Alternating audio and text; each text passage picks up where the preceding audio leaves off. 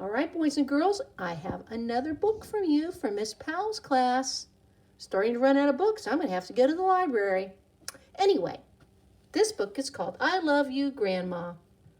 And it's by Jillian Harker and Christina Stevenson. Let's begin. It's our title page. I love you, Grandma. Little Bear and Grandma were eating breakfast. Grandma asked Little Bear suddenly, "Why do I have such a big nose?" "To help you find food," Grandma told him. "But I just looked around and I found these berries," argued Little Bear. "Ah," replied Grandma, "food isn't always that easy to see."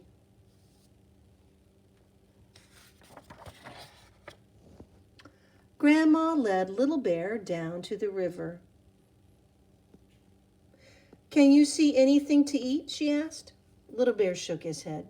"Can you smell something? Anything?" Grandma added. "Food," answered Little Bear. "Then use your nose to find it," Grandma told him.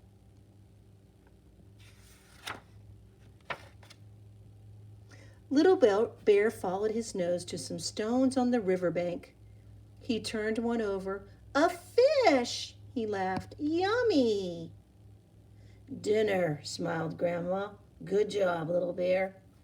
"I love you, Grandma," Little Bear whispered in her ear.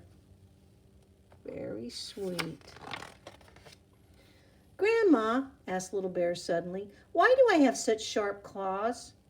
"To help you find food," came the reply. "But you told me I have my nose for that," said Little Bear, surprised. "Ah, Grandma," said Grandma, "sometimes your nose leads you to food, but you still have to work to get it." She took Little Bear to the woods. "Sniff the air," she reminded him.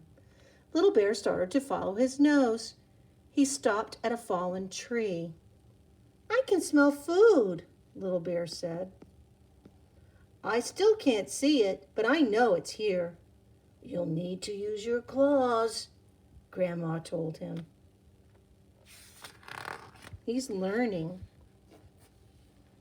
Little Bear dug his sharp claws into the bark. He broke off a small piece. "Ants," he laughed. "Delicious."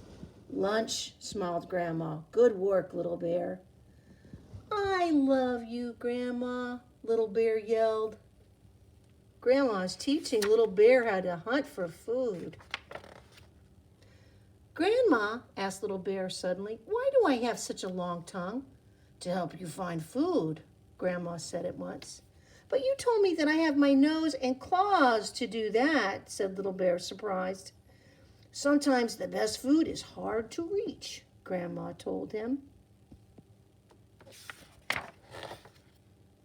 She took Little Bear to a clearing. "Smell the air," Grandma said. Little Bear sniffed hard.